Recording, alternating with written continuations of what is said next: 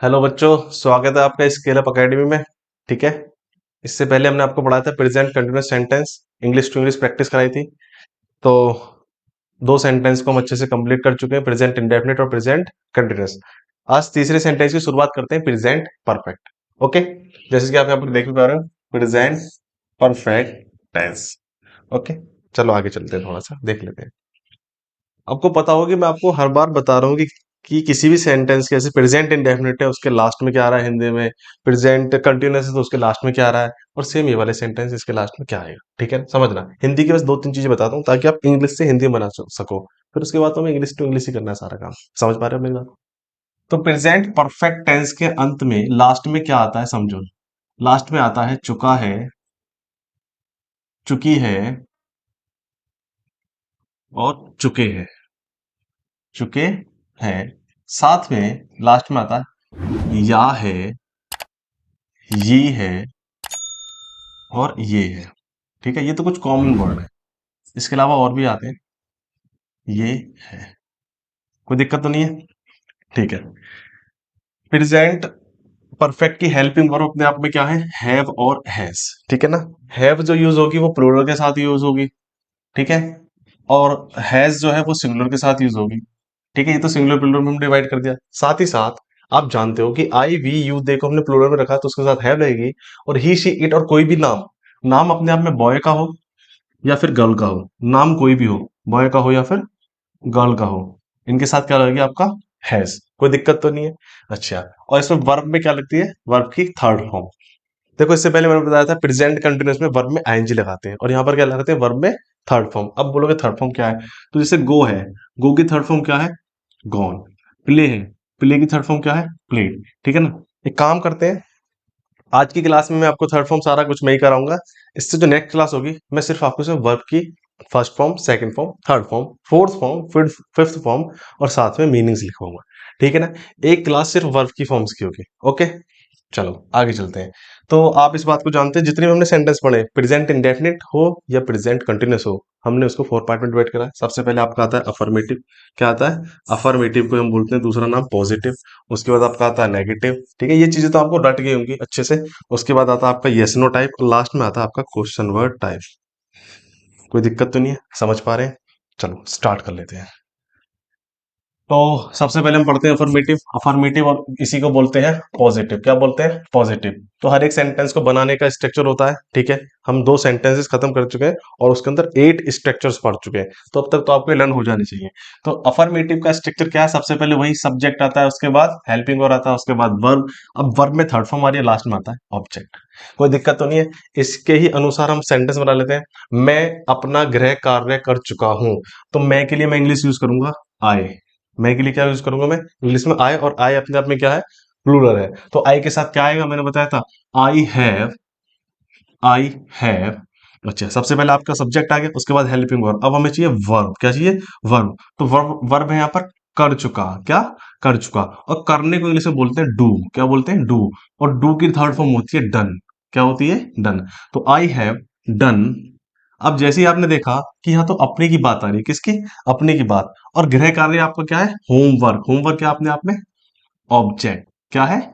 Object. और जब यहाँ पर अपने आ रहा है तो ऑब्जेक्ट से पहले अपने के लिए भी तो इंग्लिश लगेगी। और मैंने लास्ट क्लास में बताया था प्रेजेंट कंटिन्यूअस वाली में कि आई के साथ अपने के लिए क्या लगाते हैं? माई। आई हैव डन माई गृह कार्य, यानी कि होमवर्क। Home work. अच्छे से दिख रहा है? समझ पा रहे हो? तो सेंटेंस बन गया, I have done my homework. Subject, helping verb, verb. इसके बाद अपने अपने के लिए इसमें स्पेलिंग, और लास्ट में ऑब्जेक्ट। ठीक है। पुलिस चोर को पकड़ चुकी है। तो पुलिस के लिए हम लिखेंगे द पुलिस। कॉन्स्टिट्यूशन बॉडी है। ठीक है, इसलिए द पुलिस लिखेंगे। द पुलिस, पुलिस अपने आप में सिंगुलर में रखते हैं। द पुलिस हैज, पकड़ने की इंग्लिश होती है कैच। क्या होती है? कैच। और कैच की थर्ड फॉर्म होती है कॉट। पकड़ने की इंग्लिश होती है कैच, और कैच की थर्ड फॉर्म होती है कॉट। ठीक है। तो the police has caught thief. Thief क्या होता है? चोर। ठीक है, इंग्लिश में थीफ बोलते हैं चोर को। आज मैंने एक हवाई जहाज देखा। हवाई जहाज किसको बोलते हैं? एरोप्लेन को। ठीक है ना।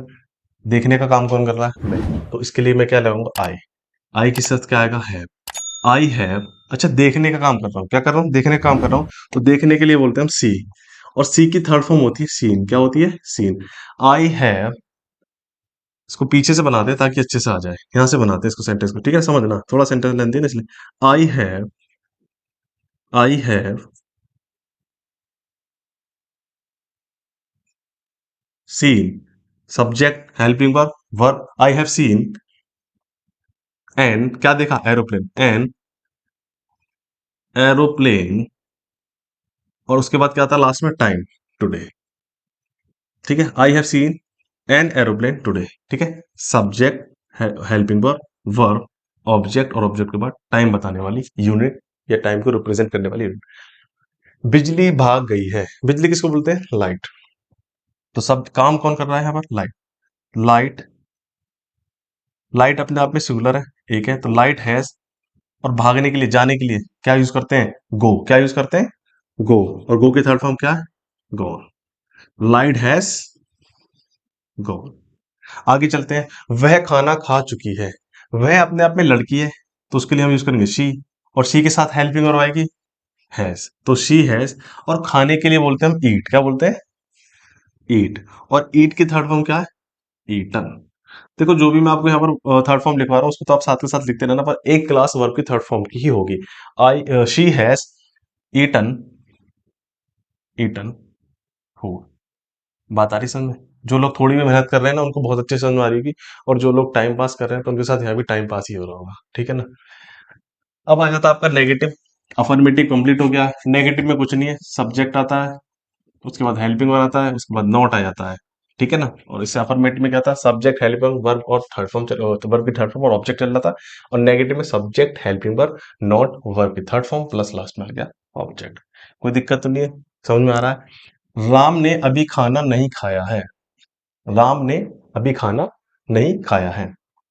तो राम सिंगुलर है अपने आप में।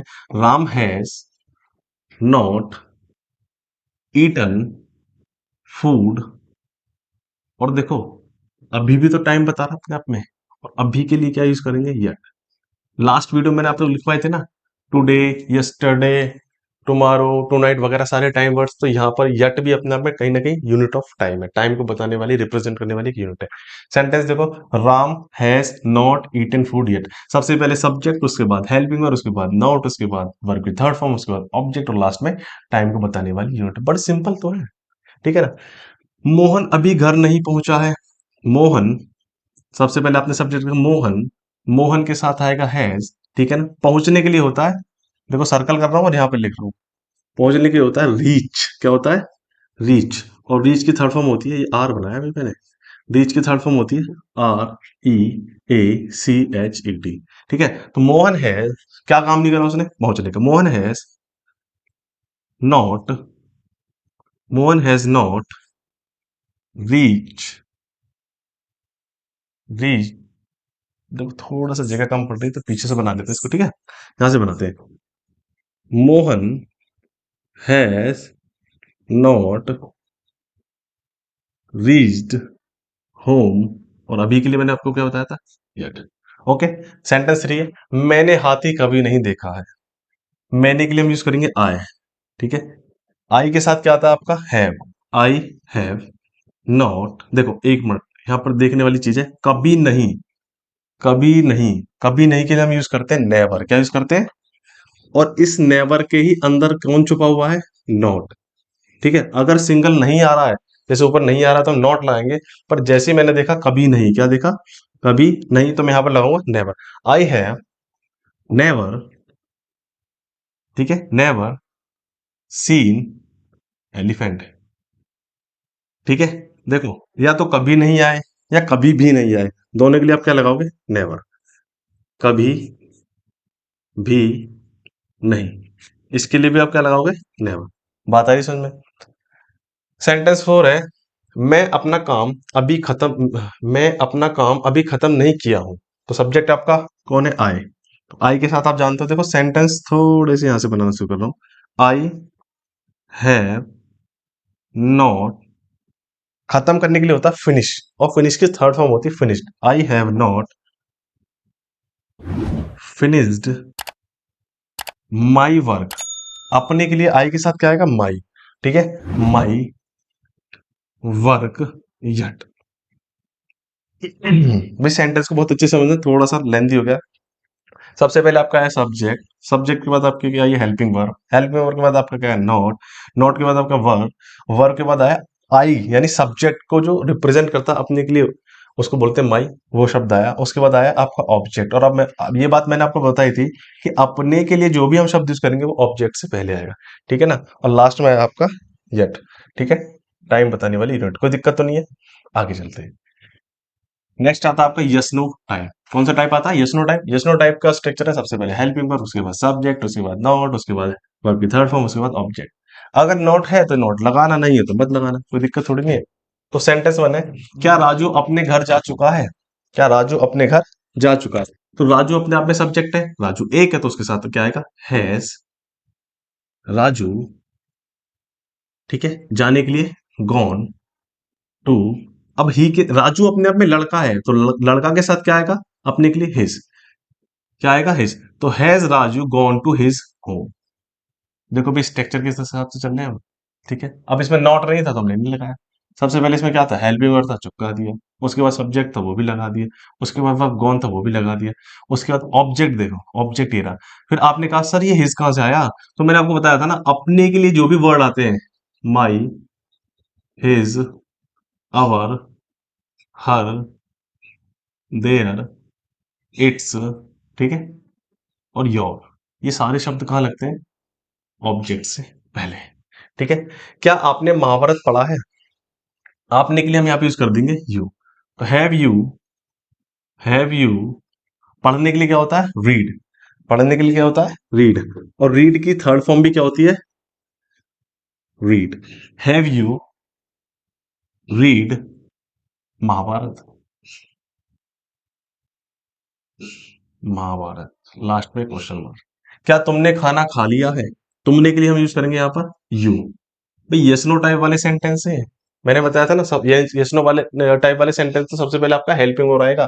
कोई घबराना नहीं, ऐसे क्या हो रहा है कि हैव वगैरह क्यों स्टार्टिंग में लगा रहे हैं।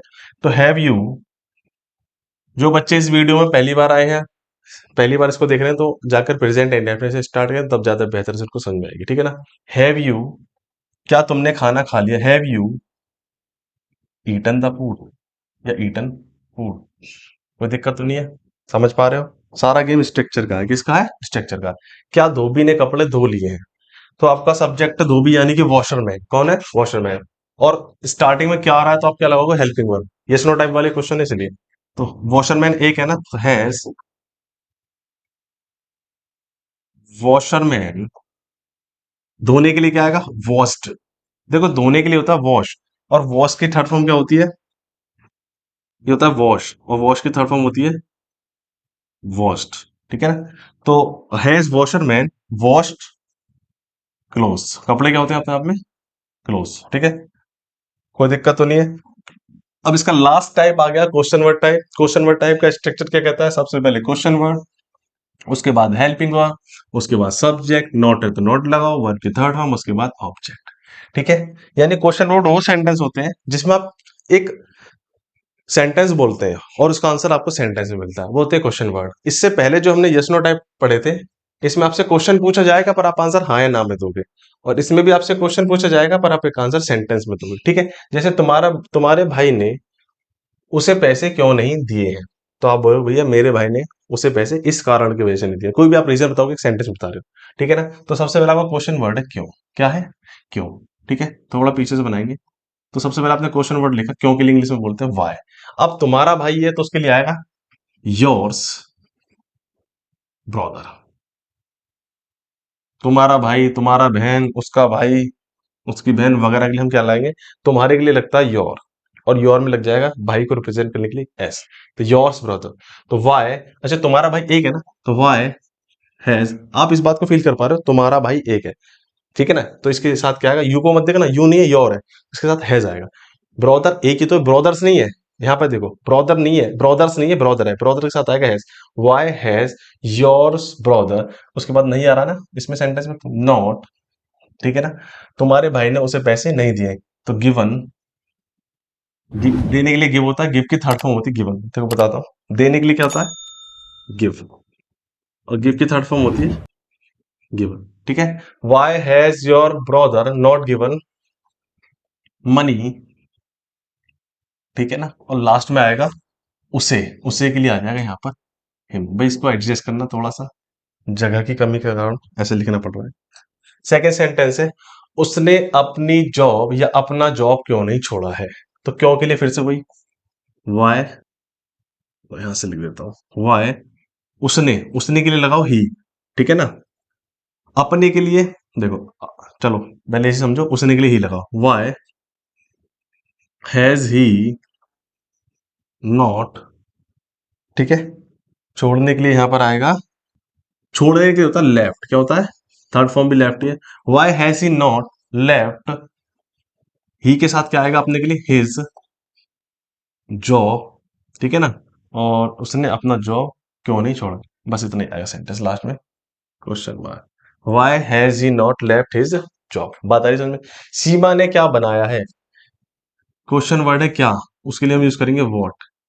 सब्जेक्ट है आपका सीमा, सीमा एक है ना कहीं, ठीक है ना, तो इसके लिए यूज करेंगे हैज। वाई, सीमा ने क्या बनाया है, वॉट हैज सीमा, और बनाने के लिए होता है कुक, क्या होता है कुक। पर आप जानते हो प्रेजेंट परफेक्ट में, प्रेजेंट परफेक्ट में कुक का हो जाता है कुकड। ओके, मैं लिख देता हूं, ये है कुकड। तो वॉट है सीमा कुकड, ठीक है, लास्ट में क्वेश्चन मार्क। धोबी कपड़ा क्यों नहीं धोने गया है, ठीक है, यहां पे लिखेंगे क्यों, क्यों के लिए वॉय, क्वेश्चन पूछा जा रहा है इसलिए सबसे पहले क्यों। वॉय हैज, वॉशरमैन बोलते हैं धोबी को, और धोबी एक है ना यहाँ पर, वॉशरमैन एक है ना, वॉशरमैन्स नहीं है, मैन है। तो वॉय हैज वॉशरमैन नॉट, जाने के लिए गो की third form gone to wash cloth. देखो भाई, समझना इस बात में, इस सेंटेंस में समझिए आप कि हेल्पिंग वर्ब तो हमने लगाया हैज, क्योंकि वॉशरमैन एक है, और इस सेंटेंस में आप देख पा रहे हो आपकी वर्ब दो है, ठीक है ना, एक तो धोना और एक गया, ठीक है ना। अच्छा एक बात बताओ, आपको कुछ भी काम करना है, पहले आप जहां पर हो वहां से निकलोगे ना, यानी कि धोबी अपने घर था, उसको जाना था ना वहां से, तो पहला काम जाने का करेगा ना, उसके बाद दूसरा काम धोने का करेगा। तो जो पहला काम कर रहा है, जो फर्स्ट वर्ब आ रही है आपके जाने का काम कर रहा है, वो होता है गो, तो वो होगी थर्ड फॉर्म। उसके बाद अलावा जो सेकंड वर्ब आ रही है वो वैसे की वैसी रहेगी, ठीक है। तो वाई हैज, देखो फर्स्ट वर्ब भी आ रही है आपकी गो, और सेकंड वर्ब भी आ रही है वॉश, ठीक है ना। तो पहला काम वो जाने का कर रहा है, तब वहां पहुंचेगा तभी तो धोएगा, समझ पा रहे हो। इसलिए जो काम पहला करते हैं ना उसी को थर्ड फॉर्म में लिखते हैं, ठीक है। लास्ट सेंटेंस है, वह क्या खेलने गया है, क्या के लिए हम यूज करेंगे वॉट, क्या यूज करेंगे वॉट। उसके बाद आप देखो सब्जेक्ट आपका क्या है वह के लिए हम यूज करेंगे ही, और ही के साथ क्या आता है has. What has he gone, जाने के लिए गॉन टू, और ऑब्जेक्ट आ गया आपका प्ले, ठीक है। बात आ रही समझ में। उम्मीद करता हूँ जितना भी आपको मैंने पढ़ा है वो समझ में आया होगा। उसके बाद आपको कुछ भी लगता है, कहीं भी कमी लगती है तो कमेंट करिए, बताइए, उसको और अच्छे से निखारेंगे, ठीक है। प्रेजेंट परफेक्ट सेंटेंस आज खत्म हो चुका है। इसकी नेक्स्ट वीडियो आएगी प्रेजेंट परफेक्ट कंटिन्यूअस पर, उससे पहले आपको कुछ वर्ब की फॉर्म सिखाऊंगा। प्रेजेंट परफेक्ट कंटिन्यूअस के बारे में पढ़ने के बाद हम पास्ट पे आ जाएंगे, वैसे पास्ट के 4 पार्ट कंप्लीट करेंगे। उसके बाद फ्यूचर पे आ जाएंगे, फ्यूचर के 4 पार्ट कंप्लीट करेंगे। उसके बाद पार्ट ऑफ स्पीच पढ़ेंगे, यानी noun, pronoun, verb, adverb, adjective, conjunction, proposition, interjection. उसके बाद हम पढ़ेंगे एक्टिव एंड पैसिव, जिसको वॉइस बोलते हैं। उसके बाद पढ़ेंगे हम नरेशन, यानी कि डायरेक्ट एंड इनडायरेक्ट, और लास्ट में हम पढ़ेंगे आर्टिकल्स। टोटली हमारा ग्रामर फिनिश हो जाएगा, ठीक है ना। तो आज के लिए इतना रखते हैं, बाय बाय, टेक केयर।